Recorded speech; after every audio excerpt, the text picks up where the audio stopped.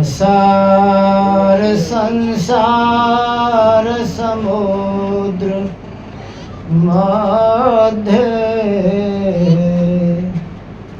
समजितो में शरणं किमस्ति गुरुः कृपालो कृपयावतेव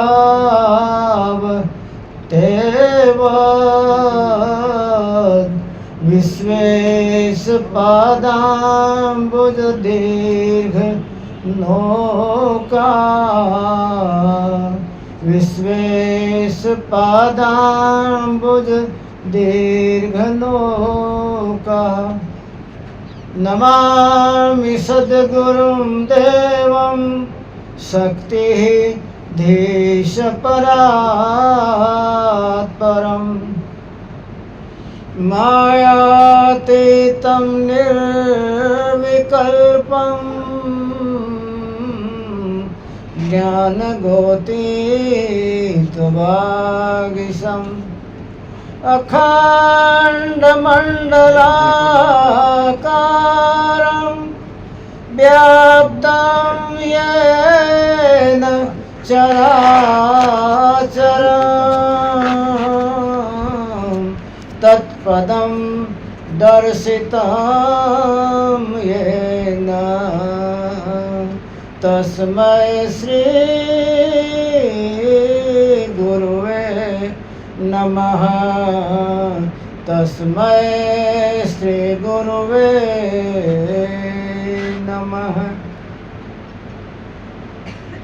शीतल चंदन चंद्रमा ऐसे शीतल संत ऐसे शीतल संत जगत की तपन बुझावे जो कोई आवे जरत ताहि मृदु बचन सुनावे धीरजशील स्वभाव क्षमा नहीं जात बखाने बोले अति मृदु बैन वज्र को करते पाने पलटू यह है आदि पर और अंत में नाही शीतल चंदन चंद्रमा ऐसे संत समान। परम वंदनीय सृष्टि संताप हरता पूज्यपाद सदगुरु कबीर साहब, परम वंदनीय साधु समाज, भक्त मंडल, साधक वृंद, उपासक महोदयों, श्रद्धावान मातृशक्ति भाइयों बहनों, वडील महोदयों, આજના પ્રસંગમાં અમારા વક્તાઓએ બેતરદાસ સાહેબનો ખૂબ ખૂબ મહિમા કરતા ગયા. એના ભક્તિના પ્રભાવનું પણ વર્ણન સાંભળ્યું મેં. એને જે ભક્તોને કબીર સાહેબના બોધથી પલાળ્યા એ પણ સાંભળ્યું અને એને પોતાના સમયકાળમાં કબીર સાહેબના સિદ્ધાંતનો પ્રચાર પ્રસાર કરવામાં કંઈ બાકી નથી રાખ્યું એમ પણ ભક્તોએ બોલ્યા. બને ત્યાં સુધી જેને પોતાના હૃદય મંદિરમાં કબીર સાહેબને ઉતાર્યા છે, જેને કબીર સાહેબના હાથનો પ્રેમનો પ્યાલો પીધું છે, જેને કબીર સાહેબ જેવા પરમ પુરુષને સમજ્યા છે અને એ કબીર સાહેબને પંથે ચાલવાની તૈયારી કરી છે, એ માણસનું જીવન સંસારિક માણસ અપનાવવા જાય તો એની જિંદગાનીમાં પણ અદ્ભુતતા આવે. ધર્મ પ્રચાર કરવાનું, કબીર સાહેબના અદ્ભુત જ્ઞાનનું ચારે બાજુ પ્રસ્ફુટન કરવાનું એ તમારો મારો પણ ધ્યેય છે, ફરજ છે. કારણ જે લાડવો તમે ખાધું છે બીજાને ખવડાવવું જોઈએ. તમને લાડવો મળ્યું હોય, કબીર સાહેબનું પરમ જ્ઞાન મળ્યું હોય, તમારા રાત્રે સાધનામાં બેઠા હશો યા બેઠતા હશો સાધનામાં રાત્રે બેઠવા ગયા હોય ત્યારે સંકલ્પ કર્યો હોય કે સદગુરુ પરમાત્મા આજ મેં તમને મળવા માટે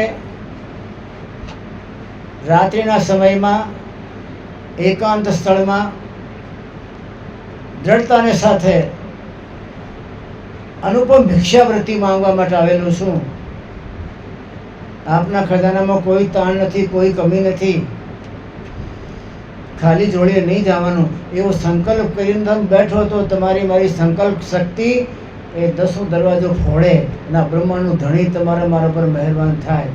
પણ આપણી જિંદગાનીમાં સંકલ્પ શક્તિ નથી. ભગવાન બુદ્ધ 13 વર્ષ સુધી જંગલમાં ફર્યા, ઘણી જાતના ગુરુઓ મળ્યા, કર્મકાંડી ગુરુ પણ મળ્યા, યોગીઓ મળ્યા, દેહને કસવાવાળા ગુરુ મળ્યા, ઊંધો લટકી જાય પાણીમાં ઊભો રહે એ પ્રક્રિયાઓ કરનારા ગુરુઓ મળ્યા, પણ આત્મજ્ઞાન આપનારા ગુરુ નથી મળ્યા. એટલે એ ગુરુ બદલતા ગયા. અંતમાં જવા એને લાગ્યું કે આ ગુરુ મને જે મળ્યા છે આખરી એ આત્મજ્ઞાની ગુરુ છે, અને એ ગુરુ મહારાજનો આત્મા એટલો બધો સદ્ધર છે, સમર્થ છે, એટલું બધું પાવનીય છે કે એનો આ સળગતો દીવો કોઈ બીજા દીવામાં અડી જાય તો એ બીજા પણ દીવા પ્રગટ થાય એમ છે, એવો ભાવ એને લાગ્યો. અને જે મહાપુરુષ પરમાત્માને પીધા હોય ને એની ઓળકાર સાંભળીને બીજાને થઈ જાય ખરું કે આ મહાપુરુષ બીજા કરતાં જુદું છે. એની ઓળકારમાં સતનામનું પ્રવાહ છે, એની ઓળકારમાં મસ્તી છે. લસણ ખાનારો હોય અને એ જ્યારે ઓળકાર લેતો હોય તો એ લસણ ખાનારાના ઓળકારના તમને મને પણ પારખા થાય. એમ જેને સતનામના પહેલાં પીધા હોય એને ઓળકાર તો આવે જ. એનો જે ઓળકાર આવે એમાં જે સત્યની શીલની ઝાંકીના ચહેરા પર દેખાતી હોય એ મહાપુરુષને જેને સાધના કરી હોય તો મહાપુરુષની સાધનાના એ પ્રભાવમાં ભગવાન બુદ્ધને લાગ્યું કે એને પરમાત્માને પીધા છે, એ મને પાવી શકે. અને એને કીધા પ્રમાણે ભગવાન બુદ્ધ પછી સાધના કરી. અને સાધના કરવામાં ગુરુએ કીધું કે તમે સાધના કરવા બેઠો છો કે નાટક કરવા બેઠો છો? ના બાપજી, મારે તો સાધના જ કરવી છે. તો સાધના કરવી હોય તો પછી આ તો હાડકા ઊભા થાય, આ તમે ઊભા થઈ જાઓ, ઊભા થઈને ચાલ્યા જાઓ ને કાલ માટે બાકી રાખો, એ સાધના નથી, એ નાટક છે. કરવા જ આવ્યા છો તો પછી બેસી જાઓ ને કરીને પછી ઊભા થઈ જાઓ.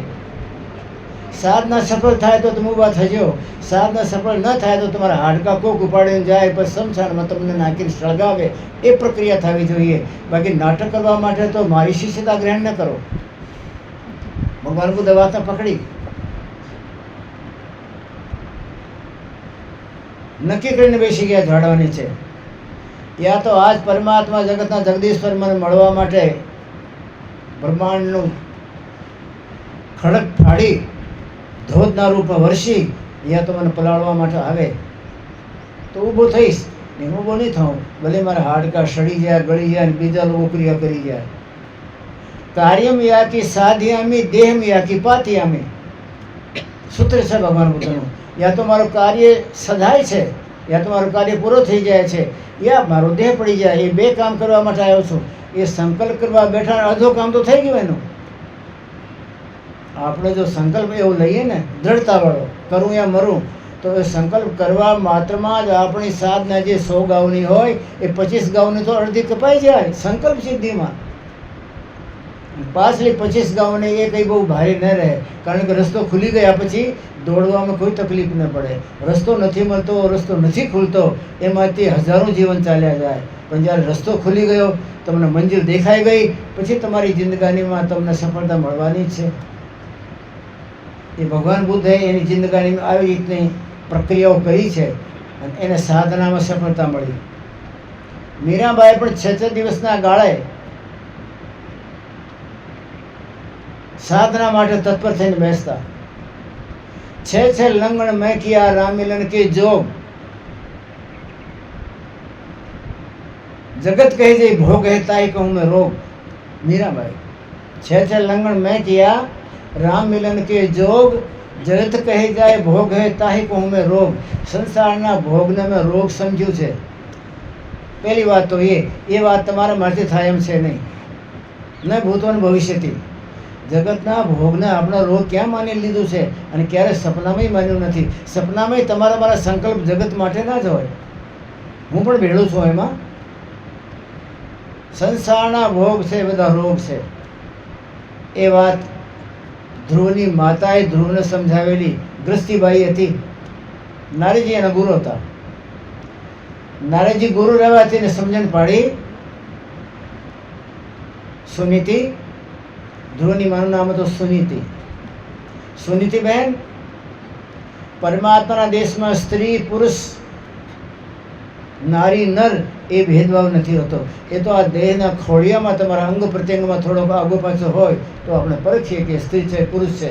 આત્મા સ્ત્રી નથી, આત્મા પુરુષ નથી, આત્મા કોમન જેન્ડર પણ નથી. આત્મા શું છે? એ આત્માને પારખવાથી, આત્માને પરખવાથી અને આત્માને ચાખવાથી ખબર પડે કે આત્મા શું છે, કેવો એનો રંગ છે, કેવો એનો રૂપ છે. એ અનુભવની વાત છે, એનું વર્ણન નથી હોતું. તમારા આ જગતમાં 12 જાતના રંગ છે, પણ પરમાત્મા તો અનંત રંગ રંગાનામ તત્વમસી પ્રતિપાદ છે. એ પરમાત્માનો અનંત રંગ છે, અનંત રંગ છે, અનંત લહેરો છે, અનંત ધારાઓ છે. એ ધારાઓને પરખવાની પ્રક્રિયા આત્મામાં થાય. એ આત્માનો ઉજાગર ભાવ એ સદગુરુ મહારાજ તમને મને ચીંધે તો થઈ જાય. અને રસ્તે ચાલવાની કમર કશી હોય એને આત્માના અનુભવની પ્રતીતિ થવાની. મીરાએ કમર કશેલી. અમારા કાઠિયાવાડના ગંગા સતી, નારી ના પુરુષ નહીં, હરિજી ના દેશ મારે, નહીં તહા વરણ વિચારજી. આત્મ શુદ્ધિ વિના પરમાત્મ મળે નહીં ને, આત્મ શુદ્ધિ વિના પરમાત્મ મળે નહીં ને, નહીં છૂટે આ બ્રહ્મ જાળજી. પુરુષ અને નર નહીં, હરિજીના દેશ મારે, ના વરણ વિકાર રે. બ્રાહ્મણ, ક્ષત્રિય, શૂદ્ર, વૈશ્ય એ ત્યાં નથી, એ આપણે આ છે. સ્ત્રી પુરુષ તો દેહનું 5 તત્વનો આ ખોળિયો છે તો પડતો પડે તો આપણને જાણ થાય કે આ સ્ત્રી છે પુરુષ છે. આ ખોળિયો જ્યારે હટી જાય, પંચતત્વનો ખોળિયો તો અગ્નિને તમે સમર્પિત કરી દો તો ભસ્મ થઈ જાય. જમીનમાં આ ખોળિયાને ગાડી દો તો જીવડા એને ખાઈ જાય. પાણીમાં એને નાખી દો તો પાણીમાં એ સડતો મછલીઓનો ભોગ આહાર બની જાય. પણ આત્મા નથી પાણીમાં સડતો, આત્મા નથી જમીનમાં ટટાઈ શકતો, આત્મા નથી કોઈ એને કાપી શકતો. આત્મા અઠંગ છે, આત્મા અવિનાશી છે, આત્મા ચિંત્યંતિમ અર્થાત એનું માત્ર ચિંતન થઈ શકે. બાકી આત્મા કાળો પીળો ધોળો એ તમારી મારી પાસે એની કોઈ શક્તિ નથી. આત્મા અનુભવશીલ તત્વ છે. નૈનમ છિંદંતી શસ્ત્રાણી, નૈનમ દહતી પાવક હૈ, ને ચેન કલે દિહન ત્યાગો ન શોષિત મારુત હૈ. અર્જુનને સમજાવે કૃષ્ણ ભગવાન, અર્જુન તારા પાસે એક આવી કિંમતી વસ્તુ છે, તને એની વાત કરું. એ પરમાત્મા તમને દીધેલી છે. એ તમને કિંમતી વસ્તુ પરમાત્મા આપી છે ને અર્જુન. નૈનમ છિદંતી શસ્ત્રાણી, એને શસ્ત્રો કાપી શકતા નથી. નૈનમ દહતી પાવક હૈ, એને પાવકમાંની અગ્નિ જળાવી શકતો નથી. ને ચેદિમ કલે દિયન તાપો, એ પાણીમાં સળતો ગળતો નથી. ને શોષતી મારુત હૈ, પવન એને શોષણ કરી શકતો નથી, સૂકવી શકતો નથી. એવું અદ્વિતીય તત્વ જેને પવન શોષી શકતો નથી, પાણી ગળાવી શકતો નથી, અગ્નિ બાળી શકતો નથી, શસ્ત્ર કાપી શકતો નથી, એવો કિંમતી પદાર્થ પરમાત્મા તમને આપ્યું છે તો એની કદર કરી? અર્જુને તો કદર કરી કે ન કરી, એના હાથમાં એ તત્વની ખબર પડી કે ન પડી, પણ તમને મને ન પડવી જોઈએ. સદગુરુ કબીર સાહેબ જેવા પરમ પુરુષ તમારા મારે માથે 2 હાથ દઈને ઉભેલા છે. સત્પુરુષનું પરવાનું લઈ અને કબીર સાહેબ તમને મને એ સત્પુરુષનું પરવાનું દેવા માટે મૃત્યુલોકમાં આવ્યા. આખી ગીતા મેં વાંચી ગયો પણ ગીતામાં ક્યાંય નથી. અર્જુન મેં પરમધામનું પરવાનું લાવ્યો છું, તમને આપી દેવાનો છે. એ પરવાનું લેતા માત્રમાં તમારું બધું થઈ જાય. આખી ગીતામાં ક્યાંય પરવાનું નામ જ નથી. કબીર સાહેબ પહેલી વાણીમાં બોલી ગયા, ધર્મદાસ હું અહીંયા મૃત્યુલોકમાં બીજો કોઈ કામ કરવા નથી આવ્યો, મારે કોઈ કામ નથી જગતમાં. સંસારિક વ્યવહારનું કાર્ય મારે માથે નથી. મેં સંસારિક કાર્ય કરવા માટે બંધાયેલો નથી. આ તો સંસારનો ઉપભોગ આપણે કરીએ ને, સંસારને આપણે જીવન માટે વાપરીએ ને, તો આપણી જવાબદારી થાય પાછો એ કામની પૂર્તિ કરવા માટે. તમારા બાપાએ તમારા લગ્ન કર્યા તો તમારા છોકરાને લગ્ન કરવા પડે. તમારા બાપા લગ્ન ન કર્યા હોય તો તમારે લગ્ન કરવાની ક્યાં જરૂર હતી? એ તો લગ્ન એના બાપા એના કરી દીધા તો તમારે છોકરાને કરવા પડે. એ બાપા પોતાની જમીન છોકરાને આપતા કે તો છોકરા એને છોકરાને આપવી પડે. પણ કબીર સાહેબ કે મેં આવા વ્યવહાર કર્યા જ નથી, કોઈને મેં લીધો નથી તો મારે દેવાનું ક્યાં હોય? મેં કોઈને વાપર્યો નથી તો મારે એને વપરાવાનું ક્યાં હોય? મેં ક્યારેય કોઈને પાસે માંગણી કરી નથી તો મારે દેવા પણ આવે નહીં ને. મેં તો માત્ર દેવા માટે જ આવ્યો છું. हम आए तुम काज शून्य से किया रे बयाना. मैं શૂન્યમાંથી આવેલું છું, આજુબાજુથી, સ્વર્ગમાંથી, ગોલોકમાં, પુરુષલોકમાં, પ્રતિલોકમાં, જનલોકમાં, તપલોકમાં, મહેરલોકમાંથી નહીં. આ બધા લોક જ્યાં ગુહાળાઈ જાય ત્યાં સતલોક છે. આપણે ખૂબ ગણ્યા. પતાળલોકમાં શક્તિ છે, મૃત્યુલોકમાં છે, સ્વર્ગમાં છે, ગોલોકમાં છે, પુરુષલોકમાં, પ્રકૃતિલોકમાં, જનલોકમાં, તપલોકમાં, મહેરલોકમાં, બેકુંઠમાં બધે છે.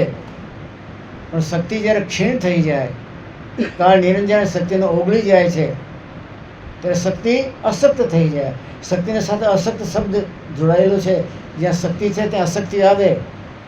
જયના સાથે પરાજય શબ્દ જોડાયેલો છે. જેનું જય જયકાર થાય ત્યારે એનું હાય હાયકારી થાય.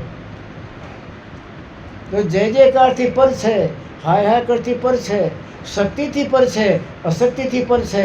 એક શું છે? એનું નામ છે, કબીર સાહેબ આખા જગતને કહી દીધું, બૂझ. कबीर समाना बूझ में तहाँ दूसरा ना है. ज्ञानी पाए शून्य में, ज्ञानी शून्य में जाए ने मस्त થઈ ગયા, હા બસ એનાથી મોટો કોઈ નહીં. ज्ञानी पाए शून्य में योगी जब तक बाहें. और कबीर समाना बूझ में जहाँ दूसरा ना है. બૂઝ માં સમાઈ ગયો, ત્યાં બીજો કોઈ નથી. હું તો મારા પરમાત્માના બૂઝના દેશવાળા ધણીનું પરવાનું લઈને આવ્યો છું તમને આપવા માટે, કે એ પરવાનું તમને આપી દઉં તો એ પરવાનું જ્યારે જોવે ત્યારે ગોલોકવાળો, પુરુષલોકવાળો, પ્રકૃતિલોકવાળો, નિરંજન, નિરાકાર, કાળ નિરંજન, એ બધા પરવાનું જોઈને જવા દે તમને. એટલે પરવાનું લાવ્યો છું સતલોકના ધણીનું, એ તમને આપવા માટે આવ્યો છું. અને ધર્મદાસ સાહેબ એ પરવાનો લેવા માટે કબીર સાહેબના બોધ પ્રમાણે જીવન જીવી ગયા. પરવાનું મળી ગયું એને. ધર્મદાસ સાહેબને યમરાજાનો સામનો ન કરવો પડ્યો. આવા મહાપુરુષને પાસે યમરાજા પહેલાંથી પ્રાર્થના કરે, બાપજી તમે જ્યારે અનુકૂળતા હો ને ફ્રી થઈ જાઓ તો મને કહેજો, મારે તમને પરમધામ લઈ જવા માટે આવવાનું છે. પણ આ તો યમરાજાનું ત્યાં સુધી રાજ છે ત્યાં સુધી, પણ એ તો એના રાજ ઉપર મહારાજ અને મહારાજના ઉપર અધિરાજના ધણીને પાસે જનારા છે. એને યમરાજાની જરૂર નથી, ધર્મરાજાની જરૂર નથી, બ્રહ્મની પર બ્રહ્મની જરૂર નથી, નિરંજન નિરાકારની જરૂર નથી. એને તો સત્પુરુષની જરૂર છે. અને સત્પુરુષની જરૂર છે તો કબીર સાહેબ કહે છે, મારા ભક્તોને હું શબ્દનું તીર આપી દઉં છું. એ શબ્દનું તીર જો પોતાની શ્રોતાના ધનુષના ઉપર સુરતનું તીર મારે તો અમારું તીર ક્યાંય રોકાય નહીં, ન બ્રહ્મ ને પરબ્રહ્મ ને ક્યાંય સતગુરુના ધણીને ઝરણામાં જાય પડે. सूरज चली जब तीर ज्यों रोकी रुके वो नाय. धर्मदास मैं આવી સુરતા આપું છું મારા ભક્તને, આવો તીર આપું છું. કોઈના બાપનો રોકેલો રૂકતો નથી, રૂકે वो नाय. और સીધો સતલોકના ધણી પાસે જાય. એ પરવાનો આપવા માટે આવ્યો છે. એ કબીર સાહેબ એ પરવાનું ધર્મદાસ સાહેબને આપ્યું. પણ ધર્મદાસ સાહેબને જ્યારે પૂછવામાં આવ્યું કે આ તમને પરવાનું કેમ દીધું, અમે બધા પડ્યા હતા, અમને કેમ કોઈને આપ્યું નહીં? ધર્મદાસ સાહેબ બોલ્યા, કબીર સાહેબ જ્યાં સુધી મારા ઘરમાં રોકાતા હતા, મારા બોલાવાથી આવતા હતા અને મારા ઘરમાં વારે વારે મારી પ્રાર્થના સાંભળીને બિરાજમાન થવા આવતા હતા, જેટલી રાત્રે કબીર સાહેબ રોકાણા હોય એટલી રાત્રે મેં ક્યારેય ઊંઘ્યો નથી. મારા ગુરુને રાત્રિમાં નિરીખતો રહેતો હતો કે આ રાત્રિના પહેલા પોરમાં શું કરે, બીજા પોરમાં શું કરે, રાત્રિના ત્રીજા પોરમાં શું કરે આ મહાપુરુષ, ચોથા પોરમાં શું કરે. મેં ગ્રંથો નથી વાંચ્યા, મેં કબીર સાહેબ વાંચ્યા છે. પહેલા પોરમાં કબીર સાહેબ પોતાના ભક્તોને સત્સંગનો ભેદ આપતા હતા કે જો ભક્તિમાં આમ કરવાનું હોય, ભક્તિમાં આમ પગલાં કરવાના હોય, ભક્તિમાં આમ ચઢવાનું હોય, ભક્તિમાં આમ સીડીઓ પકડવાની હોય, આમ સુરતાને પકડવાની હોય, પછી શબ્દને પકડવાનું હોય, સુરતા શબ્દને ભેગા કરવાના હોય, એ બધું રહસ્ય પહેલા પોરમાં કબીર સાહેબ વર્ણન કરતા હતા. ધર્મદાસ સાહેબ તો મેં ખૂબ સાંભળતો હતો, એક એક અક્ષરને મારા જીવનનો આધાર માનીને ખૂબ સાંભળતો હતો. બીજા પહોરમાં કબીર સાહેબ ધ્યાનમાં બેઠવાની પ્રક્રિયા શીખવાડતા હતા અને કહેતા હતા જેને પરમાત્માને મળવું હોય તો એ માણસે ધ્યાન કરવા માટે બેસવું, બેઠવું ને બેઠવું. પરમાત્માની અનુભૂતિ તમને મને પ્રાપ્ત કરવાની ઈચ્છા હોય તો ધ્યાનમાં બેસવું પડે. પરમાત્મા સાથે વાત કરવાની હોય તો ધ્યાન પરમાત્માને વાત કરવાનું તરીકો છે. જે ધ્યાનમાં બેઠે એના સાથે પરમાત્મા વાત કરે. પરમાત્મા સાથે વાત કરવા માટે ધ્યાન પરમાત્માની સાથે વાત કરવાનો તરીકો છે. ધ્યાન આ મનને મારવાનો તરીકો છે. બીજા કોઈ હથિયારથી મન નહીં મરે, પણ ધ્યાનમાં મન ઓગળી જાય. ગંગા સતી બોલે છે, પાનભાઈ મારા ગુરુને કીધા પ્રમાણે મેં ધ્યાન કરતી હતી અને ધ્યાન કરતાં કરતાં મેં સ્થૂળતા નૂરતા બેયના સરખા કરી નામને પકડતી હતી. એમાં મન મળી જતો હતો અને ઓગળી જતો હતો અને ગળી જતો હતો. જે મન મારા વિરોધમાં રહેતો હતો એ મન પહેલાં એને મળી લેતો હતો. જાણતો હતો કે આ ભાઈ તીવ્ર ગતિમાં જનારી છે, આ કોઈના બાપને રોકેલી રૂકશે નહીં. મન મારો પહેલાં મળી જતો હતો, મળ્યા પછી મન મારામાં ભળી જતો હતો કપડથી, પણ પછી જ્યારે શબ્દની આગ લાગતી તો મન ગળી જતો હતો. તમને મને સાચી સાધના કરતાં આવડે. જો મનને તમને મને હેરાન કર્યા છે આ જન્મ નહીં અનંત જન્મમાં, તો એ મનના અનંત જન્મના હેરાન ગતિવાળા બધા આપણે સરવાળા સરખા કરી અને એને પરમ શત્રુ માનવું પડે. કોઈ પણ સંસારની વસ્તુમાં તમને મને રુચિ લગાડે મન, તો માનજો કે આ મન મને છેતરવા જાય છે. મને આ રુચિ કેમ થાય? જે માણસને જગતની જેટલી બધી રુચિ છે, જગતના પદાર્થોમાં જેટલી બધી તમને મને રુચિ છે, એને એટલા વારે વારે આવવાનું, જન્મવાનું, મરવાનું. જેને પરમાર્થના અંદરમાં પોતાની જાતને સ્થિર કરવી છે એને જગતના પદાર્થોમાં રુચિ ઓછી રાખવાની. મીરાને રુચિ જ નહોતી. મીરા ક્યારે મહેલને મહેલ ન ગણ્યું, રવિદાસીની ઝૂંપડીને મહેલ ગણ્યું એને. કારણ કે રવિદાસીની ઝૂંપડીમાં એને પરમ રાત્રિમાં પ્રકાશની દિવ્યતા એ ઝૂંપડીમાં મળી. રાજમહેલમાં કાંઈ નહીં મળી. રાજમહેલની કદર ન કરી, ઝૂંપડીની કદર કરી. સંસારના પ્રાણીમાં અને સંસારના પદાર્થોમાં જેટલી તમને મને રુચિ છે, જેટલું તમને મને એમાંથી આનંદ પ્રાપ્ત થાય છે, ત્યાં સુધી તમારે મારે વારંવાર આવવાનું જવાનું કોઈને બ્રહ્માનું બાપે મેટી શકે નહીં. આ જગતના પદાર્થો જ્યારે તમને મને નાશવાન લાગવા માંડે, એ ક્યારે લાગે? ધ્યાન કરો ત્યારે. ધ્યાન કરતાં કરતાં પરમાત્માના દેશની એક છટકી આવી જાય, પરમાત્માના દેશની એક ચિંડગારી આવી જાય, એક તણખારો પડી જાય, અને એ તણખારો પડતો હોય તો મનમાં ભડકો થાય, તરત જ તમને આ જગતના કોઈ નાશવાન દેખાય. મનના ચશ્મા તમારે મારે લાગેલા હોવાથી જગતમાં તમને પોતાનું પરાયાનું મારો ને એનું. બાકી એ જ્યારે મન મરી જાય, મનનું કોઈ તરીકો નહીં મારવાનું. ધ્યાનમાં મન મરે.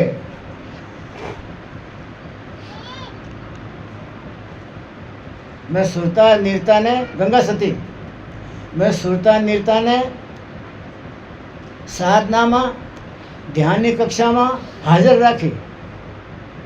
આપણે સુરતા નીરતા હાજર છે. તમને મને લાભ તો મોટો જોઈએ, પણ મોટા લાભના માટે પગથિયા પણ એટલા ચડવાના હોય ને એ નથી ગમતા. તમને મને હીરો જોઈએ ચળકાટ કરતો, પણ પૈસા તો રીંગણા 1 કિલો લે એટલા જ છે, એમાં હીરો કેમ મળે? 2 કિલો રીંગણા લેવાની કિંમતમાં હીરો ક્યારેય નહીં મળે.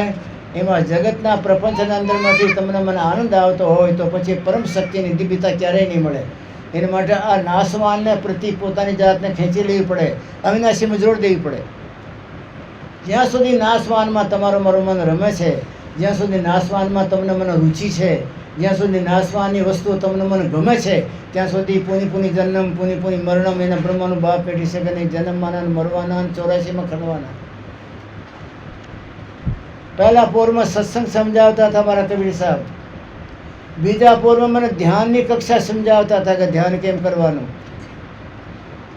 એના ભક્તોને વાત કરે છે. અને ભક્તો ત્રીજી કક્ષામાં અર્થાત રાત્રિના 2 થી 3ના ગાળામાં 2, 3, 4 ત્રીજી કક્ષામાં મને ધ્યાનમાં પલાળતા હતા. મારે ધ્યાન નહોતો લાગતો તો કબીર સાહેબ પોતે સંકલ્પ કરતા હતા કે મારા ભક્તનું ધ્યાન લાગી જાય. જેમ રાષ્ટ્રપતિ હોય, કોઈ કલેક્ટરને એમ કહી દેજો મારો માણસ આવે છે એનું કામ કરી નાખજે, તો કલેક્ટરને કરવું જ પડે ને. એમ કે મારા સદગુરુએ હું જ્યારે ધ્યાનમાં બેઠતો હતો કે મારા ગુરુની આજ્ઞા છે ધ્યાનમાં બેસતો, ધ્યાન કોણ બાપની તાકાત છે કે મારે લાગે નહીં. અને કબીર સાहब आज्ञा करता था कि इसका ध्यान लगना चाहिए धर्मदास का, ये ग्राहक है, ये ધ્યાનનું ચાહક છે. ધ્યાન એનો જીવનનો અધિકાર છે, તમારો મારો જીવનનો અધિકાર નથી ધ્યાન. આપણા બાપાની જમીન મિલકતનો તમને મને અધિકાર, કારણ કે એને સાથે તમે જિંદગી વધાર્યા.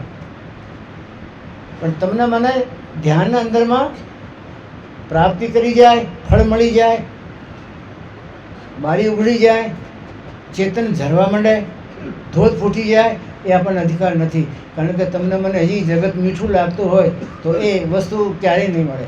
સંસાર કડવો લાગે ને ઓલે મીઠું લાગવા માંડે તો તમારો અધિકાર થઈ ગયો, લખાઈ જાય ડાયરીમાં. હવે એને ધ્યાન લાગશે. ધર્મદાસ સાહેબ કે મેં ક્યારેય ધ્યાન ન કર્યું કે મારા છોકરા શું કરે છે. નહીં તો આખા હિન્દુસ્તાનમાં એ ટાઈમે ધર્મદાસ સાહેબ જેવો કોઈ શેઠિયો નહોતો. દુનિયામાં વાણ ચાલતા હતા ધર્મદાસ સાહેબના, પણ એને ક્યારે ધ્યાન ના આપ્યું. જાણતા હતા કે નાશમાન પદાર્થો છે, મારે તો અવિનાશીને સાથે પ્રેમ બાંધવાનો છે. જગતની કોઈ વસ્તુને એને મીઠી ન લગાડી, જગતના કોઈ કાર્યમાં એ પોતે રચ્યા પચ્યા નહીં, સંસારના કોઈને સાથે મેલ મિલાપમાં એના અંદરમાં ઉર્મી ન જાગી કે વાહ વાહ ઘણા દિવસે મળ્યા છીએ, ઘણા દિવસે તમે તો આયા ભલામણ મને ભૂલી ગયા અને એમ તેમ. એ તમારા મારા જે વ્યવહાર છે મીઠા લાગવાના જગતમાં, એ તમારા મારા ભક્તિ માર્ગના મોટા દુશ્મન છે. જ્યારે આવી રીતે સંસાર વાલો લાગે ને પ્યારો લાગે, એવી રીતે પરમાર્થના પંથના ઉપરની જ્ઞાન વૈરાગ શીલ સંતોષની ધારાઓ હારી લાગવા માંડે એટલે તો દરવાજો ઉઘડવાનું છે ને. આપની સ્ટેજને બદલવાની જરૂર છે.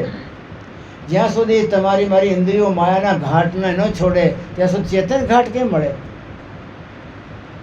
આત્મા તો એક જ છે. એને માયાના ઘાટ ઉપર, માયાના મસાલામાં પલાળવામાં, જગતની ચટણી ચટાડવામાં એને અહીંયા વળગાડી રાખો તો ધ્યાનની કક્ષામાં પછી નૂર કોણ પીવે? એ તો અહીંયા બધી માયાના ગુલામ થઈ માયાની ચટણી ચાટે છે. ત્યાં નૂર પીવા માટે તો ત્યાં અદ્ભુતતાવાળો જોઈએ ને. નૂર પીનારો જુદો હોય અને માયાની ચટણી ચાટનાવાળો જુદો હોય. એક ન કરી શકે બે કામ. માયાનો ગુલામ હોય બંદગી ન કરી શકે. क्या जानेगा बंदगी ये, क्या जानेगा बंदगी, माया का गुलाम बंदा क्या जानेगा बंदगी. કવિ સાહેબ કહીને બંદગી મળવાની નથી. માયાનો ગુલામ શું બંદગી કરવાનો હોય? કામ જાકે ક્રોધ જાકે ગંદગી ગંદગી, ये माया का गुलाम भाई क्या जानेगा बंदगी. કામ છે, ક્રોધ છે, લોભ છે, મોહ છે, એ તો આ મૃત્યુલોકના બધા ઝાડવા છે. કોકમાં ખાટો ફળ છે, કોકમાં મીઠું ફળ છે, કોકમાં મિક્સ ફળ છે. જેમ દુનિયામાં ઝાડવા હોય ને જુદા જુદા ફળના જુદા જુદા સ્વાદ હોય, એ બધા સ્વાદ દેવામાં ક્યારેક તમારે જામફળ ખાવાનું, ક્યારેક કેરી ખાવાની, ક્યારેક દાડમ ખાવાની, ક્યારેક મોસંબી ખાવાની. આ બધા ફળોના ચસ્કા લેતા લેતા લેતા આપણી જિંદગી પૂરી. એ જિંદગી ન જાણી શકે. સંસારના ફળના રસના રશીઓ એ 84માં જવાનું.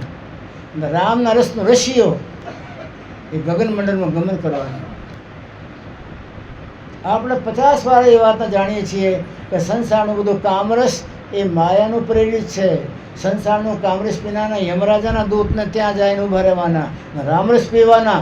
એને રામરસ પીતા આવડી ગયો, રામરસના તરસ્યા છે, એને કવિ સાહેબના ખોળા મળવાના. રામરસ અજર અમર અવિનાશી છે અને કામરસ જગતવાળો એ તો નાશવાન છે. આજે આ ખોડિયામાં આપણે કામરસ પીધું, કાલે ગધામાં, ઘોડામાં, કીડા મકોડામાં, જળચર થળચર નભચર જે યોનીમાં જશું ત્યાં આ બધા ઇન્દ્રિયોના ભોગ તો છે જ, એમાંથી નવરો ન થાય જીવ. પણ જે સમજી ગયો કે એ ઇન્દ્રિયોના ભોગ એ મહારોગ છે, શ્રુતા નિરતાની જાગૃતિ એ તમારા ભાગ જાગ્યા કહેવાય. અને શ્રુતા નિરતાની ધ્યાનમાં બેઠવાની પ્રક્રિયા એ તમને રાજગદી મળી કહેવાય. અને શ્રુતા નિરતાની પ્રક્રિયામાંથી જો એકવાર તણકારો ખરી ગયો તો બ્રહ્માંડ ધણીનું તાકાતનું પાવર તમને મળે. સંસારને નાશવાન ગણવા માટે રોજ રાતે બેસી અને 1000 વાર બોલો સંસાર નાશવાન છે, સંસાર નાશવાન છે, સંસાર નાશવાન છે, નાશવાન છે. એ તમારા મારા દિમાગમાં ભરી જાય ને કે સંસાર નાશવાન છે, તો પછી આસમાનવાળો તમારા પર મહેરબાની કરે. સંસારને નાશવાન માનો તો આસમાનવાળો તમારો. કબીર સાહેબ જેમ પહેલા પોરમાં સત્સંગ સમજાવતા હતા, એમ આપણી પ્રથમ કક્ષા આપણા જીવનની સત્સંગને પરિપૂર્ણ સમજી લેવાનું. અત્યારથી કૂદકા નહીં મારવાના કે આત્માને પકડવાનું છે ને બ્રહ્માંડને ફોડવાનું છે, એ તો પછીની વાતો છે. પહેલાં સત્સંગ કરીને આપણે પૂરું સમજી લેવાનું કે સંસારમાં નાશવાન કોણ, અવિનાશી કોણ, સંસારમાં કરવા જેવું શું, ન કરવા જેવું શું, સંસારમાં છોડવા જેવું શું, પકડવા જેવું શું, સંસારમાં સાચો શું ને કાચો શું, એ સત્સંગથી સમજમાં આવે. 5 દિનના સત્સંગમાં નહીં. बहुत काल कीजिए सत्संग का तब होवे विमोह ब्रह्म भंगा. तुलसीदास. बहुत काल कीजिए सत्संगा तब होवे विमोह ब्रह्म भंगा. विमोह माने उधार પડતો મોહ. ખાલી મોહ ન બોલે, વિમોહ. મોહનો બાપ. મોહનો બાપ છે પાપ. સંસારના બધા પાપ,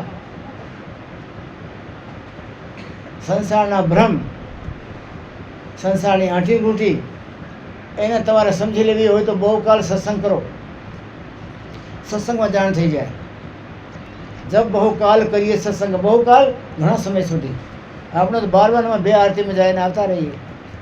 લાડવાની વાતો કરે કે આ ભાઈ કારીગર સારો નહીં બોલાવ્યો, મને મળ્યો હોય તો હું નહીં લાવી દેત કારીગર એને. પણ તમને તમારા જીવનનો ધ્યેય પૂરો કરાવનારો કારીગર મળ્યો છે, એની કોઈની ચિંતા કરી? જબ બહુ કાલ કરીએ સત્સંગ. એટલે કબીર સાહેબ પહેલાં પહોરમાં સત્સંગ કરાવતા હતા કે સત્સંગ કરાવવાથી બધા ભ્રમ ભાંગી જાય અને બધા મોહનો નાશ થાય. મોહ સૌથી મોટો દુશ્મન છે. તબ હો વહી વિમોહ બ્રહ્મ ભંગા. મોહનો નાશ થાય. સંસારમાં માણસ મોહના ફંદામાં જ ફસાય. પહેલાં મોહનો નાશ ક્યારે થાય? ઘણું સત્સંગ કરીએ અને સત્ય પુરુષનું સત્સંગ કરીએ તો. આલિયા માલિયાવાળા સત્સંગ તમને મને ચિંતનમાં પરિવર્તનમાં નહીં લાવી શકે. આલિયા માલિયાનો સત્સંગ તમારી મારી છાતીમાં ઉતરે નહીં, અને આલિયા માલિયાનો સત્સંગ તમારા મારા અંદરમાં ફણકડા ફોડે નહીં. જેને પોતાની જિંદગીને અંદરમાં પરમાત્માને પચાવ્યું છે અને એની ઓળખાણમાં ક્યારેક સત્સંગના છટકારા નીકળી ગયા હોય, એ સત્સંગ કરો, પણ ઘણા સમય સુધી કરો. કારણ કે ઘણા જન્મ સુધી આપણે પડેલી છીએ માયાના કચરામાં. આ જન્મ તો એક જ જન્મ મળ્યો ને સત્સંગનો. ઘણા જન્મ સુધી જ્યારે જન્મ્યા ત્યારે માયાના ગુલામ, માયાના ગુલામ, માયાના ગુલામ, માયાની ચટણી ચાટી ચાટીને જડ બની ગયા પથરા. એ પથરામાંથી મખણ બનાવવામાં સત્સંગ ઘણો લાંબો જોઈએ ને. ફરી યાદ કરો, પરમાત્માના દેશમાં સ્ત્રી પુરુષ નરનારી નથી. નરનારી તો આ દેહના પ્રકરણમાંથી, આકારમાંથી ખબર પડે કે આ સ્ત્રી છે પુરુષ છે. આત્મા ક્યારેય સ્ત્રી નથી, ક્યારેય પુરુષ નથી. ગીતામાં પણ કૃષ્ણ ભગવાનનું વર્ણન કરેલું છે. ભીષ્મ પિતામહે જ્યારે લડાઈ કરવા માટે નક્કી કર્યું કે આ અર્જુનને મારી નાખવાનું છે, અને ભીષ્મ પિતા નિષ્ઠિત બ્રહ્મચારી હતા. એ નક્કી કરે કરી જ નાખે. આજ અર્જુનને માર્યા વિના હું પાછો મારા રથથી ઉતરું નહીં. કૃષ્ણ ભગવાનને જાણકારી થઈ. કૃષ્ણ ભગવાન કે અર્જુન, ભીષ્મ પિતામહ જે છે ને એ માણસ નક્કી કર્યો એ કરીને એને આરપાર નીકળે એમ છે. પણ આપણા માણસની કમજોરી જાણી લેવી. કમજોરી શું છે? પહેલા જન્મમાં અંબિકા નામની એક રાજકુમારી હતી. એ રાજકુમારીએ ભીષ્મ પિતામહ સાથે લગ્ન કરવા માંગતી હતી. ભીષ્મ પિતામહે વાત કરી, ભાઈ હું તો નિષ્ઠિત બ્રહ્મચારી છું, હું તો લગ્ન નહીં કરવાનું, મારો પ્રણ છે. પણ હું તો એટલા માટે આવ્યો છું, તમારું હરણ કરીને એટલા માટે લાવ્યો છું કે મારા દીકરાના તમારા લગ્ન કરાવી દેવાના છે. એટલે પાંડવ વંશના એના બધા એના દીકરા જ ગણાતા હતા. લગ્ન કરાવી દેવાના છે એની સાથે. રાણી કે પણ તમે મને હરણ કરીને લાવ્યા, અંબિકા રાજકુમારી બોલી. તો મને એમ હતું કે તમે લગ્ન કરવાના છો, એટલે મેં તમારા સાથે દોડીને આવી. તમે અહીંયા બોલ્યા કે હું તો નિશ્ચિત બ્રહ્મચારી છું, હું તો મારા કુટુંબ પરિવારના છોકરા એક રાજા માટે, શાંતનુ માટે તમને લાવ્યો છું. તો એને કહે હું શાંતનુ સાથે લગ્ન નહીં કરવાની. અને એ બાઈ જીભ કસીને મરી ગઈ. એનો બદલો લઈશ તમારો. તો એ સાંડિલ્ય નામના પુરુષના રૂપમાં એ રાજકુમારના રૂપે પેદા થઈ બીજા જન્મમાં બદલો લેવા માટે. અને લડાઈના મેદાનમાં અંદરમાં અર્જુનના પક્ષમાં લઈ લડાઈ કરી અને ભીષ્મ પિતાને મારવા માટેની તૈયારી કરેલી. કૃષ્ણ ભગવાનને ખબર હતી આ વાતની, બીજા કોઈ ન જાણે. ભીષ્મ પિતામે નહોતા જાણતા કે અંબિકા નામની કુમારી જીવ કૃષ્ણીને મારો બદલો લેવા માટે આ જન્મમાં પુરુષ બનીને આવી છે, એ ખબર નહોતી એને. કૃષ્ણ ભગવાન બોલે, અર્જુન આજ ભીષ્મ પિતામે તમને મારશે, છોડશે નહીં, પણ એક કામ કર, એ પહેલા જન્મમાં જે છે સાંડિલ્ય, એ પહેલા જન્મમાં અંબિકા હતી, આ જન્મમાં પુરુષ બનીને આવ્યો છે, એને પુરુષનું રૂપ મળ્યું છે, તારી આગળ રાખજે. વિશ્વ પિતામહે પછી ધ્યાન કરીને જોશે કે આ અર્જુન આ ઝુકતી કેમ કરી, અને જોશે એ છોકરીને એનો જન્મ જોશે કે આ તો રાજકુમારી હતી, અંબિકામાં લાવ્યો, એ અત્યારે એને પુરુષનું દેહ છે, પણ છે રાજકુમારી ને, સ્ત્રી છે ને, હું નહીં મારું. એને કંઈ મારવા માટે ધનુષને નીચે મૂકી દીધો, બાણ નીચે મૂકી દીધો, અને અર્જુન કૃષ્ણ ભગવાન છૂટ આપી, અર્જુન મારી નાખ. બાબી દાદાને કેમ મારી કરે, મારી નાખ દાદાને, હું કહું એમ કર. અર્જુન હું કહું એ ધર્મ, તું કરે એ ધર્મ નહીં. મહાજનાયને ગતાસો પંથા, આપણા મહાપુરુષના બાપાએ એની જિંદગીમાં નીચવીને જે કાઢ્યો હોય ને મરમ, એ આપણો ધર્મ ને. હું કહું એ ધર્મ. કેમ કે આજે તમારી આખી પાંડુ સેનાને મારી નાખશે આ માણસ, આ છોડશે નહીં કોઈને. આ મૃત્યુલોકનો માણસ નથી, આ ગંગાપુત્ર છે, આ છોડશે નહીં. આ છોડશે નહીં, બધાને મારશે ને, તો બધાને મારશે ત્યારે આ બધાને બદલા ક્યારે ચૂકવશે? એ લાખ 2 લાખ જન્મ હોય ત્યારે એને બદલા ચૂકવાય ને. એને પહેલાં મારી નાખતો એને બદલા તો નહીં બંધાય. ભીષ્મ પિતામહને ભલો કરવા માટે વહેલા મરાઈ નાખ્યા, એ બધાને મારી નાખ્યા હોય તો એને બદલા તો દેવા પડે ને, બદલો તો છૂટે નહીં. એને ભલા માટે કહું છું, મારી નાખે મરાઈ નાખી. તો પુરુષ હોય સ્ત્રી હોય એ આત્માનો ધર્મ નથી, એ દેહના ધર્મ છે.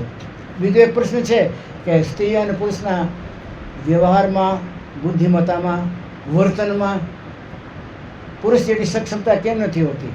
તો તમને મને જ્યારે દેહ મળે ને, એ આપણા કરેલા પ્રારબ્ધના કર્મોમાંથી, ઢગલામાંથી 2-4 ખોબા આ મૃત્યુલોકમાં ભોગવી શકશું ને, એ પ્રમાણે દેહ આપે. તો સ્ત્રીના દેહમાં કયા કયા કર્મ ભોગવી શકે, એ કર્મનો સંજોગ કરીને એને સ્ત્રી દેહ મળે છે.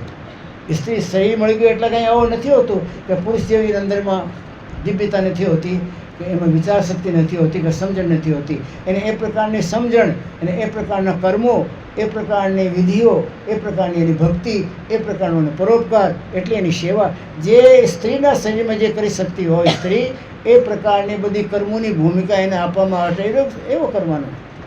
જેમ નાટક ચાલતો હોય એમ પુરુષને સીતાનું નાટક આપવા માટે, સીતાનું કર્મ કરવા માટે, સીતાનું પાઠ ભજવવા માટે આપવામાં આવે તો સીતા નથી હોતો એ, પણ સીતાનું પાઠ દેખાડવા માટે એ એવા લુગડા સ્ત્રીના પહેરે, સ્ત્રીના પહેરે પછી સીતા થઈને રામની પાછળ દોડે, અગ્નિમય બળી જાય અને પછી ધરતીમાં સમાઈ જાય. પણ એ તો પુરુષ હતો, આ તો સ્ત્રી એને પોતે બનાવટી રૂપ ધારણ કરીને એ કામ કર્યું. એમ કર્મ જે તમને મને આ મૃત્યુલોકમાં કરાવે, કર્મ ભોગવા માટે જેવી ભૂમિકા જોતી હોય એ ભૂમિકા આપણા પ્રારબ્ધના કર્મની લઈને આપણે આવીએ. સ્ત્રી રૂપ હોય ત્યારે એને એક કર્મની ભૂમિકા આપવામાં આવે, પુરુષ રૂપમાં હોય ત્યારે એ કર્મમાં શું ભોગવી શકે, એક પુરુષના રૂપમાં શું શું પ્રાપ્ત કરી શકે, શું શું કામ કરી શકે, શું કુંડાળા કાઢે, એ પ્રકારે એને આપે. એમાં સ્ત્રી આવી તો એવું નહીં, પુરુષ આવે તો એવું નથી. એને જેવા કર્મ આપીને એ મોકલ્યા હોય તો એ કર્મ એને ભોગવાના રહે. આપણે ચર્ચા કરી સુનીતિ, એ ધ્રુવ નામ બા, ધ્રુવની માં.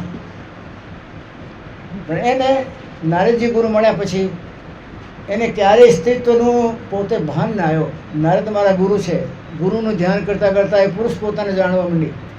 અમારા શાસ્ત્ર એમ કહે છે કે તમે જેનું ધ્યાન કરો, ધ્યાન કરતાં કરતાં રૂપ નહીં થઈ જાઓ તો તમે ધ્યાન નથી કર્યું, તમે નાટક કર્યું છે. એક ઈયળ ધ્યાન કરતી કરતી ભમરો બની જાય. મારા ગુરુના હાથમાં સારંગી છે, એક હાથમાં વીણા છે, એકમાં કરતાળ છે, અને પરમાત્માના નામનું ગુણગાન ગાય છે, ગુણગાન ગાય છે. મારા ગુરુ નારદ મને મળવા આવે ત્યારે અડધા નેત્ર બંધ હોય ને અડધા ઉગાડા હોય. બંધ નેત્રમાંથી પરમાત્માને ઝાંકી લેતા હોય, અને અડધા નેત્રમાંથી જગતના દુઃખીઓને જોતા હોય, આંખમાં આંસુ પડતા હોય. ઉન્મિલિત નેત્ર. એ ધ્યાન કરતાં કરતાં, ગુરુનું ધ્યાન કરતાં કરતાં, ગુરુનું ધ્યાન કરતાં કરતાં એ પોતે સ્ત્રી શું ભૂલી ગઈ. ધ્રુવ જ્યારે જવાની તૈયારી કરી ત્યારે યાદી આવ્યો, હું તો એની માં છું. એ ટાઈમે યાદી આવી કે મેં એની માં છું. એ તો પોતાની સ્ત્રીમાંથી પુરુષ ગણવા માંડી હતી. મારા ગુરુએ મને એ રૂપ આપ્યું છે. ધ્રુવ, મારી અત્યાર સુધીનો ભક્તિનો કરેલો ભાવ તમને આપી દઉં છું. મારા ગુરુનું સ્મરણ કરતાં કરતાં મારામાં પુરુષ ભાવ જે જાગ્યો છે અને પુરુષ પ્રકૃતિની અંદરમાં પ્રગાઢ હોય છે એ પુરુષ ભાવ તમને આપી દઉં છું. ભલે તું બાળક છે, તારામાં મોટા પુરુષ જેવું બધું પાવર આવી જાય ભજન કરવાનું એ માના પ્રતાપથી. એ પુરુષત્વ તે દિવસે એના દીકરાને આપી દીધું. પાછી સ્ત્રી જેવી થઈ ગઈ. હું તો મારા ગુરુનું ધ્યાન કરી કરીને પાછા ગુરુ જેવી બની જવાની. રામકૃષ્ણ પરમહંસને પૂછ્યું વિવેકાનંદજીએ, બાપજી મેં પરમાર્થ પ્રાપ્ત કરવા માટે શું કરું? મારું ધ્યાન કર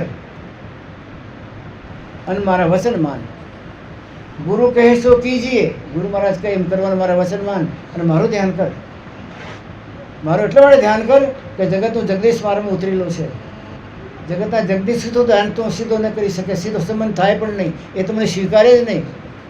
મૃત્યુલોકના પાપમય જીવન જીવનારા પ્રપંચી માણસને પરમાત્મા સ્વીકારે નહીં. પણ અમે સાધુ છીએ, અમે તો બધાને સ્વીકારીએ. અમારામાં તો સમાનતાનો ભાવ છે.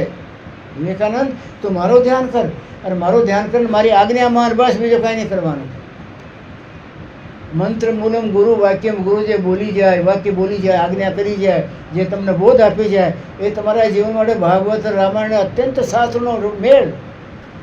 મારા વચન માન, હું જેમ કહું એમ કર અને મારું ધ્યાન કર. અહીં વિવેકાનંદ ડંકો મારી ગયા. આપણે ખાલી બોલીએ મંત્ર મૂલમ ગુરુ વાક્યમ. ગુરુના કયા વાક્ય? કયા વાક્ય ગુરુના જે આપણે માનવાના? એ કબીર સાહેબ ધર્મદાસાનું સમજાયા.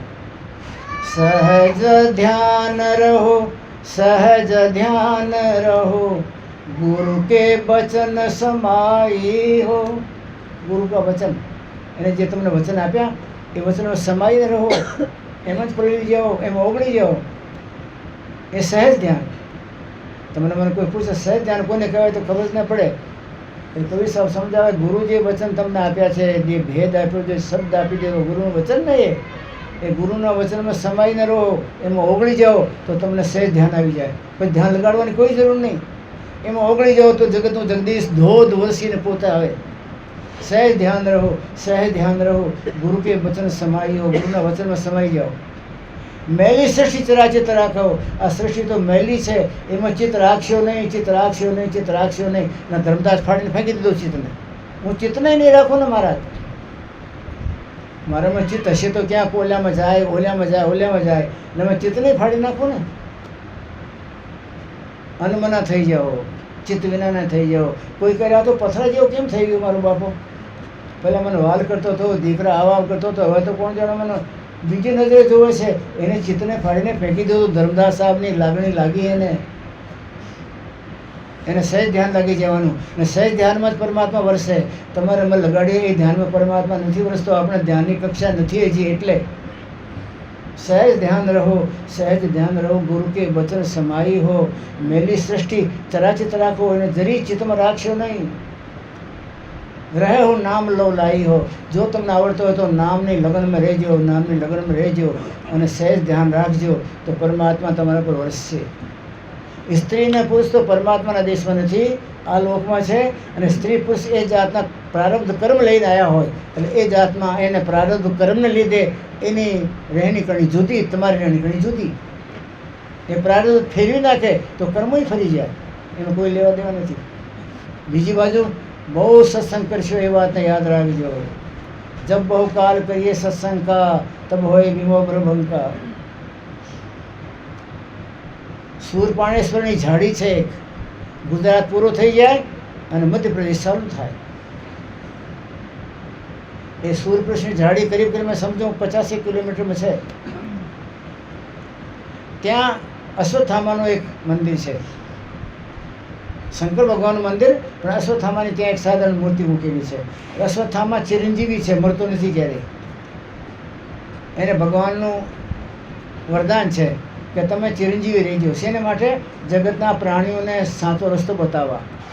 આ સૂરપાણેશ્વરના જંગલમાં કોઈ ભટકી જાય, કોઈ ભક્તિ કરવા માટે, નર્મદાની પ્રક્રિયા કરવા માટે નીકળ્યો, ભટકી ગયો તો તું રસ્તો બતાડજે. હનુમાનજી ચિરંજીવી છે. હનુમાનજીને કે કોઈ ભક્ત પરમાત્માની ભક્તિમાં લીન હોય અને એને પાછળ શનિદેવ પડ્યો તો રસ્તો બતાડજો. વિભીષણ ચિરંજીવી છે. વિભીષણ તમે પરમાત્માને પરીખ્યા અને ભાઈને પાટો માર્યું, એટલે તમારે એ રીતે કોઈ વિચારો દુવિધામાં હોય તો રસ્તો આપજો. આવા 7 ચિરંજીવી છે.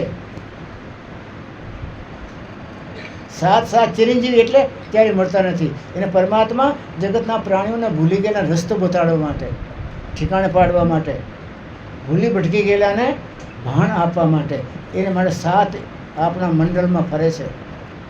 અશ્વત્થામા, બલિર્વ્યાસો, हनुमंस, विभीषण है, कृपा है, परशुरामस है, ये सप्तर्थ चिरजीवित है.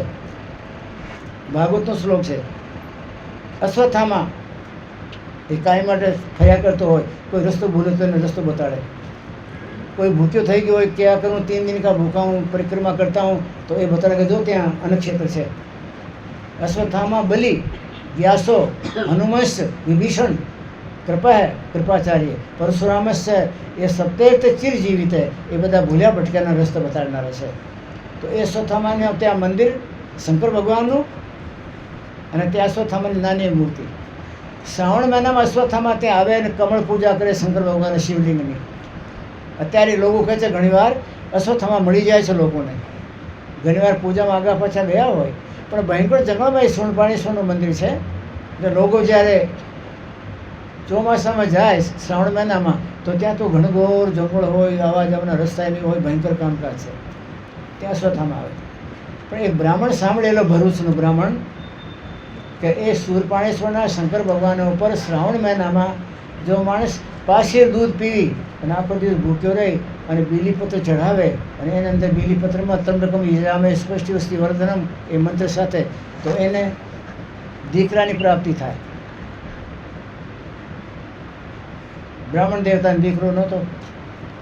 ધર્મપત્નીએ વાત કરી કે આવું મેં સાંભળ્યું છે. તમે કે મેં સાંભળ્યું છે. અને એ એરિયામાં પ્રસિદ્ધ છે એ જગ્યા શૂરપાણેશ્વરની. એ બ્રાહ્મણ દેવતા પોતાના ઘરેથી ભરૂચમાંથી ચાલતો ચાલતો નર્મદાને કાંઠે નદીમાં નાવમાં આવે. નાવડીમાં આવ્યા પછી નદી પાર કરીને જંગલમાં ગરી જાય અને સવારમાં પાસે દૂધ લઈને આવે. જંગલમાં બીલીપત્ર તો ઘણા છે, 1.25 લાખ રોજ ચડાવે. 1000ની વાત 1100 તો 1.25 લાખ રોજ ચડાવે. અને ત્રંબકમ યજામે હે સુપુષ્ટિ વસ્તી વર્તનમ એ પૂત મૃત્યુંજય મંત્ર બોલે. એમ કરતાં કરતાં શ્રાવણ પૂરો થઈ જાય ત્યારે પૂજા કરીને, મહાપૂજા કરીને પાછા ઘરે ચાલ્યો જાય. 12 વર્ષ થઈ ગયા, પણ શંકર કંઈ સપનામાં કીધું નથી એને કે તારે દીકરો થશે. બાકી જાહેર હતો કે અહીંયા કોઈ જે કરે તો એને પુત્ર પ્રાપ્તિ થાય. 12મા વર્ષથી જ્યારે તૈયારી થઈ ગઈ અને પછી તો કંઈ દીકરો કંઈ થયો નહીં. ધર્મપત્નીને ખૂબ ઠપકો આપ્યો કે તું મને મારા 12 વર્ષ બગાડી નાખ્યા. તો કે ઠપકો મને નહીં આપો. ઠપકો આપ્યો ક્યાં આપો? જ્યાં તમે જાય તમારો સમય ગાળ્યો ત્યાં આવ્યો. કે ઠપકો તો શું આપો? આજ ફરી સાહેબ પૂજા બાકી રહી ગઈ તો આજ પૂજા કરું. ઘણા પૂજા કરી જાય, ઘણા કરતા હોય છે. એવામાં જ્યારે ભાઈ પોગે તો શું જોવે છે? એક શિકારી હાથમાં તીર કંઠો લીધેલો, ચકલા મારવા માટે જંગલમાં આવેલો. પણ ત્યાં તરસ લાગી ભાઈને. તરસ લાગી તો ક્યાં જોયું ને આજુબાજુ પાણી ક્યાંય ન મળ્યું. દૂર જોયું શંકરનું મંદિર કે ત્યાં પાણી હશે. એ બ્રાહ્મણ દેવ ત્યાં બેઠેલો. બ્રાહ્મણ દેવથી છેલ્લી પૂજા કરવા માટે આવેલો. અંધારા મોલ્યાને કંઈ ખબર ન પડી અને જળની ઝારીને અડવા ગયો, પણ જળની ઝારી પકડાણીની અધર હતી. એટલે શિવલિંગ પર ચડી ગયો. એ ઝાડી માથે હતી ને, જોડા પહેરેલો ચડી ગયો. ચડી ગયો ને શિવની ઝારી હાથમાં લીધી, શંકર ભગવાન પ્રગટ થઈ ગયા. બોલ શું જોઈએ તારે? તે તારી જિંદગીમાં જે ન કર્યો આજ કરી નાખ્યો. તે તું મારા ઉપર પોતે ચડી ગયો. બીજા તો ફૂલ ચડાવે, કમલપત્ર ચડાવે, બીલીપત્ર ચડાવે, તું તો પોતે મારા ઉપર ચડી ગયો અને જોડા સમેત કે મારા અંગમાં, મારા દેહમાં જે જે કામ આવે બધું તમારા ઉપર તમને અર્પણ કરું છું. એમ તું તો ગજબનું અર્પણ થઈ ગયું મારા ભાઈ. બોલ શું જોઈએ? તને પુત્ર આપી દઉં? એટલે કે મારે પુત્રની ક્યાં જરૂર છે? મેં ક્યાં પુત્ર માંગવા માટે આવ્યો?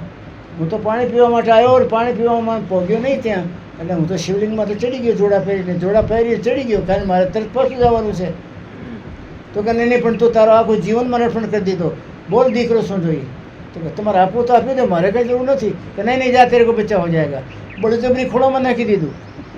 બ્રાહ્મણ બેઠું જોવે કે વાહ ભાઈ શંકર ગજબનું તું તો હું 12 વર્ષ સુધી મારું જીવન ઘસી નાખ્યો અહીંયા પાછી દૂધમાં આખો રાત દી 24 કલાક હર હર મહાદેવ હર હર મહાદેવ ત્રિંબકમ યજામહે સુપુષ્ટિ વસ્તી વર્ધનમ દેવાતમ કરતાં કરતાં મરી ગયો તો મારી વાત નહીં સાંભળી હવે તો આત્મા શિવલિંગ તોડી ફોડીને ભાગી જાય ઊભો થયો શંકર ભગવાન કે શું વાત છે ભાઈ કે વાત તો ગજબની છે તમને ખબર નહીં પડતી એ માણસ જિંદગીમાં મંદિરમાં નથી આવ્યો પહેલાં મંદિરમાં ગરી ગયો પાણી પીવા માટે આવેલો અને તમારા માથે ચડી ગયો તો તમે કહ્યું પોતાની જાનને પૂરી અર્પણ કરી દીધી એ જોડાને એને અર્પણ માની લીધા તમે અને તૂટી મર્યો તો મને કાંઈ નહીં અને એને જરૂર નથી તો દીકરો આપી દીધો કે જા તેરે કો લડકા હો જાયગા કે મારે તો નથી કે પણ મને તો અર્પણ થઈ ગયો ત્યારે મારી તરફથી મારે કરવું પડે ને કંઈક જા દીકરો થઈ જવાનો મહારાજ એને જરૂર નથી દીકરો આપી દીધો અને હું બ્રાહ્મણ મરી ગયો 12 વર્ષથી ચક્કર મારીને નદીના કાંઠા ઢોળીને નાવડીમાં ચડીને મારે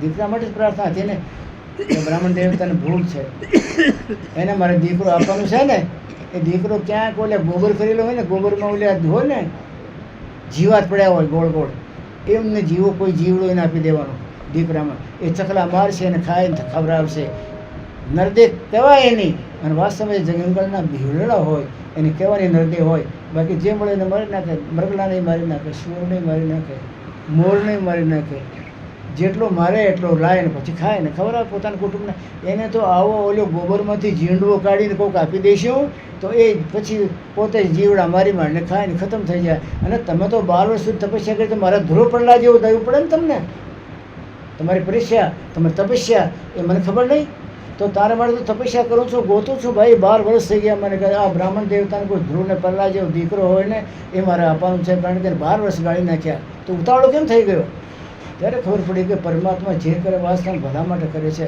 આ તો મારા માટે તપાસ કરે છે કે ધ્રુવ ને પલ્લા જેવો ક્યાંક હોય ને તો એવો ચળકતો દીકરો તમને આપો ને ભાઈ અને ઓલા તો ગમે ત્યાં ગોબરમાંથી ઝીંડવો કાઢીને ફેંકીને મારી દઈશ જા તને દીકરો થઈ જાય એમ તમારે મારે 2 દિવસના ગાળામાં ઓલ્યા ભીડની જેમ તમારે મારે સારના જોતી હોય છે પણ જબ બહુકાલ કહીએ સત્સંગા તબ હોય બીમો બ્રહ્મંગા એ સ્ત્રી પુરુષવાળા ભેદ ખબર પડ્યો રમણભાઈ ક્યાં ગયો રમણ ચશ્માવાળો ભાઈ પડ્યું કે તમારા મારા પ્રારબ્ધ લઈને આવ્યા હોઈએ આપણે માણસ જન્મે ને ત્યારે 2 મુઠ્ઠી બંધ હોય છે એક મુઠ્ઠીમાં એના પ્રારબ્ધનો ખજાનો લઈને આવે બીજી મુઠ્ઠીમાં 100 વર્ષની જિંદગી પરમાત્મા કહે 100 વર્ષ તમને આપ્યા છે અને હરકા વાપરજે અને આ તારા પ્રારબ્ધના કર્મ એ પ્રમાણે આ તમને પૂંજી તો એ પૂંજી મળે તો એ પ્રકારનો એને દેહ આપે જેને શેહીની જિંદગી આપવાની હોય તો એને જે જિંદગીમાં ગાયું દાન આપ્યું હોય ને પહેલાં ત્યાં પુરુષમાં એ દાન આપેલી ગાયું એને મારવા માટે આપે એ જંગલમાં ગાયું ચડતી ફરતી આવે ને ઓલું શિવ મારી નાખે એવો પ્રસંગ નથી બન્યો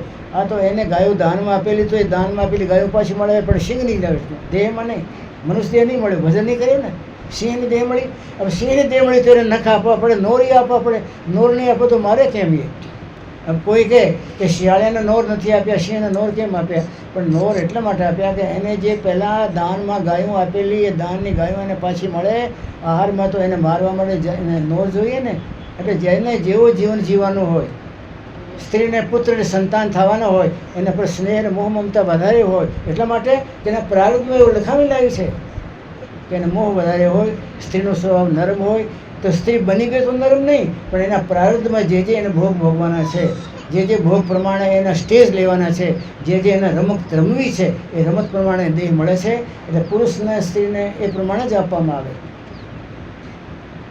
આત્માના ઉદ્ધારની વાત થઈ પહેલા પોરમાં સત્સંગ બીજા પોરમાં ધ્યાન ત્રીજા પોરમાં શું બોલ્યો મેં યાદ છે ત્રીજા પોરમાં ઝબકારા ચોથા પોરમાં ઠેકાણું एक जन्म हरि भक्ति कर जन्म दूसरे नाम जन्म तीसरे मुक्ति पर चौथे में निजधाम ये तो 4 जन्मની વાત કરી પણ કબીર સાહેબ કે ધર્મદાસો એક રાતની જ વાત કરું 4 જન્મ ક્યારે જન્મવાના એક જ જન્મ કરી નાખને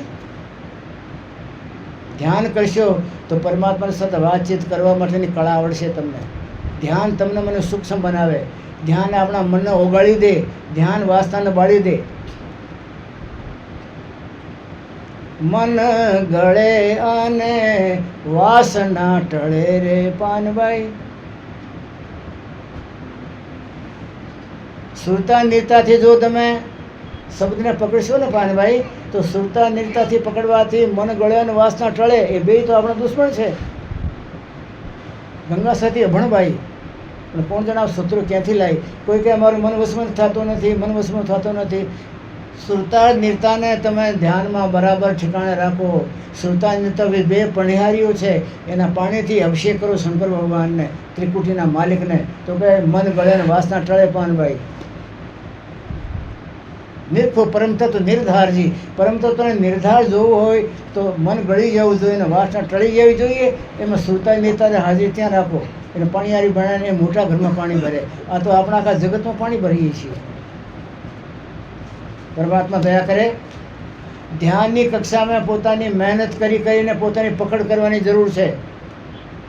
દુનિયા રાત્રિનો ઉપયોગ જે કરતી હોય પણ તમારો ઉપયોગ પરમાત્માને મળવામાં કરવો હોય તો રાત્રમાં ધ્યાન ધારણા અને બેને પરપુષ્ટ કરો.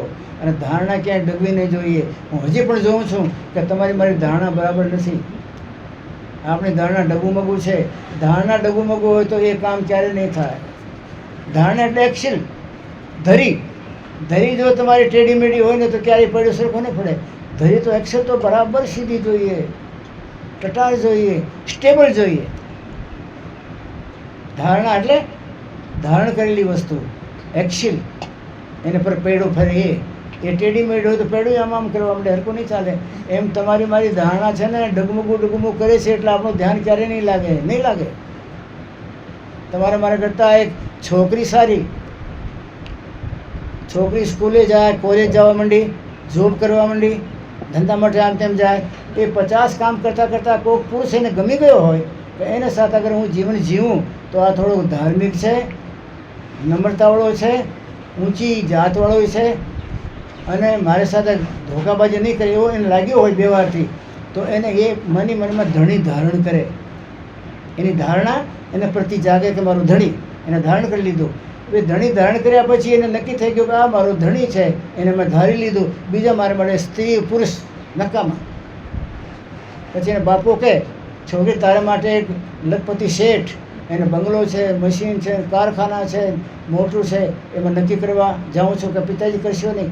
મેં જે ધારણ કરી લીધું, મેં ધારી લીધું ને માલિક, પછી ધારી લીધું એ મારો ધણી, બાકી બધા મારે ભાઈઓ બાપ. તારે કરવા કાંઈ નહીં થાય, હું તારો બાપ છું, મારે કરવા પડે નહીં, બાપ હોય કે માં હોય. મેં જે ધારણ કરી લીધું, મેં ધારી લીધું છે, એ ધારેલાને હવે હું ચેન્જ નહીં કરું. પણ તમારે મારે આ મામલાની ઉપાધિ છે, આપણે 50 ધારીએ. હમણાં 2-4 દિવસ પહેલાં જ એક ભાઈ દિલ્હીથી આવેલા, સાથે સિંદૂર હનુમાનજી લગાવે ને સિંદૂર, એના પડીકા લઈને આવ્યો અને એક શીશી લાવ્યો ચમેલીના તેલની. એટલે મને ખબર પડી પછી ભાઈ બોલ્યા તારે કે હનુમાનજીને સિંદૂર ચડાવવું તો ચમેલીના તેલનું ચડાવવાનું રહે. અને કહે મારા પિતાજી મોકલાય કે સાહેબ ને આપજો. હનુમાન જયંતિ દિવસે સાહેબ તો ત્યાં હશે જ ખાડિયામાં. તો આજુબાજુ કોઈ સારું હનુમાનજીનું મંદિર હોય તો ત્યાં અમારા તરફથી અમારો સંકલ્પ કરી અને સાહેબને કહ્યું સિંદૂર ચડાવી દે. મેં કીધું ભાઈ તારા શું થાય કે અમારા શેઠ થાય છે, એટલે મારે તો કોઈ કામથી આવ્યો છું અહીંયા અમદાવાદમાં શેઠના કામથી. પણ એ મારે ક્યારે સત્સંગમાં ભાઈ આવે તો કે સાહેબ ઠીક માણસ છે, પ્રમાણિક જે મને લાગ્યા, એટલે આ સિંદૂર એને આપજે, એના ચમેલીના તેલની શીશી આપજે. કહેજો કે આજુબાજુ કોઈ પ્રસિદ્ધ હનુમાનજીનું મંદિર હોય ત્યાં તમે આ મારા તરફથી આ એને સિંદૂર ચઢાવી દેજો, તો મને વિશ્વાસ થઈ જાય કે હનુમાનજી મારા પ્રસન્ન થઈ ગયા. મેં કીધું ભાઈ એ કામ મેં કરેલું નથી. એક ભાઈને કહેજે કે તારે હનુમાનજીને પ્રસન્ન કરવા હોય તો એ ભાઈ આવે, હું હનુમાનજી પાસે ઊભો રહીશું, એ હનુમાનજીને ચડાવી દે ને મને ચડાવી દે સિંદૂર. મેં કે મને ચડાવતા નથી આવડતો. આપણા સત્સંગમાં એ માણસ આવતો હોય સિંદૂરની વાત. હોળી આવે ત્યારે હોળીમાં ત્યાં ઊભો રહે, અગ્નિદેવને કઈ દિશામાં ગઈને અગ્નિદેવ ઉપર ગયો, નીચે ગયો, એમાંથી આપણે આ વર્ષ કેવું જાય એ ખબર પડશે. બધી વાતો પ્રપંચ છે. એ બધી પ્રપંચની વાતો તમારી મારી સાધનાને ગાબડા પાડે. આ જિંદગી નકામી જશે. પછી આ નરદેવનું નક્કીપણું નથી આવે કે ના આવે. લગ્ન મોહરે ઝૂઠ હોય બિગાડે કામ. પટુ સાહેબને મળજો ક્યારે? એને ચેલાને સમજાવે છે, ચેલાને લગ્ન મોહર ઝૂઠ છે. હજી મને કબીરપંથીઓ ઘણા લગ્ન પૂછે, હજી સારી તિથિ પૂછે, સારો વાર પૂછે. વાર જો નબળો હોય તો પરમાત્મા બનાવે જ નહીં ને. નબળો વાર બનાવનારો બીજો છે ને. लगन मोर झूठ है और बिगाड़े काम मूर्त में शोधो कोई मूर्त में शोधो मूर्त माटे कोई अमूर्त सारो आ खोटो लगन मोर झूठ है और बिगाड़े काम मूर्त में शोधो कोई एक भरोसा ना कुशल कहवा से होई मोटा धણીનો ભરોસો ન હોય પછી ભલું ન થાય એ મોટા ધણીનો ભરોસો છે ને તો તિથિ સારી વારી સારો દિન સારો બધું સારું लगन मोर झूठ है और बिगाड़े काम लगन मत शोधो कोई एक भरोसा नाई कुशल कहवा से होई जिसके हाथों कुशल वहीं को दिया बिसारी अपनी एक होशियारी बीच में करे अनाड़ी पलटू शुभ दिन शुभ घड़ी याद पड़े जब नाम ए मालिक નું નામ યાદ પડી જાય અને તમારી શ્રોતાએ ધૂર ધણીને ઘરે જાય ને જે ટચ કરી જાય પલટू शुभ दिन शुभ घड़ी याद पड़े जब नाम બાકી લગ્ન મોર झूठ और बिगाड़े काम જે દિવસે ધણીની યાદી આવી જાય જે ધણી પરવાના લઈને આવીને ધર્મદાસ સાહેબને આપી ગયો એ ધણીની જ્યારે યાદી આવી જાય તે દિવસે તમારા લગ્ન શુદ્ધ થઈ જાય મુહૂર્ત શુદ્ધ થઈ જાય દિવસ પણ શુદ્ધ થઈ જાય ચોગડિયા શુદ્ધ થઈ જાય બ્રહ્માનો ધણી તમારા પર વરસવા માંડે પરમાત્મા દયા કરી આપણે બ્રહ્મમાંથી નીકળીએ સાચો માર્ગ મળ્યો છે તેના પર ચાલવાનું શીખી જઈએ થોડીક તમને મને દ્રઢતા રાખવી પડે બાકી કબીર સાહેબના દીધેલા સુરસબના યોગ સિવાય બીજો પ્રપંચ છે એમાં સમય બગાડશો તો જિંદગીના કિંમતી ક્ષણ ખોઈ નાખશો બાકી એમાં કોઈ લાભ નહીં મળે બોલી સદગુરુદેવ મહારાજ